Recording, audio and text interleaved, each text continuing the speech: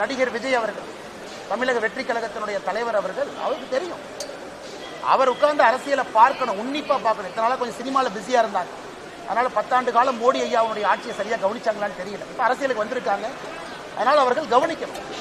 10 ஆண்டு காலமாக அம்பேத்கர் ஐயா சொன்னபடி அரசியல் செய்து நாட்டு மக்களுக்கு நல்லது செய்வது யார்? அவங்க பின் பாயிண்ட் பண்ணட்டும். இந்த இடத்துல பிஜேபி அம்பேத்கர் ஐயா கொள்கைக்கு விரோதமா போச்சு சொல்லட்டும், பாயிண்ட் சொல்லணும். 10 ஆண்டு காலம் பிஜேபியினுடைய ஆட்சி, மோடி ஐயா ஆட்சி. 11 ஆண்டு காலம், 13 ஆண்டு காலம் குஜராத்தில் மோடி ஐயாவுடைய ஆட்சி.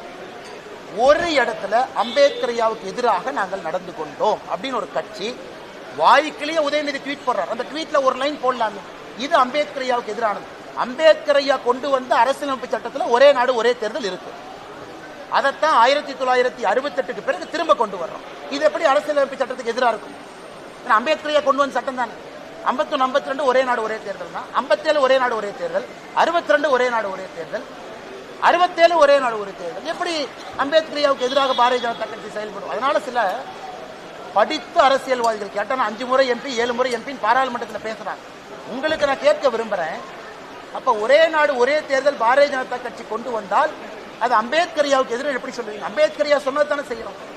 அதனால் எல்லோருக்கும், நடிகர் விஜய் அவர்கள் உட்பட எல்லோருக்கும் நான் சொல்லிக் கொள்வது, எங்களிடம் குறை இருந்தால் சுட்டி காட்டணும், பாயிண்டா பேசணும். இது தப்பு பண்ணீங்க, இந்த பில்லுல தப்பு பண்ணீங்க, இந்த சட்டத்துல தப்பு பண்ணீங்க, நான் உங்ககிட்ட பாயிண்டா பேசுறேன். அப்படி யாராவது சொன்னால் நான் தவறு செய்தாலும் கூட திருத்திக் கொள்கிறேன்.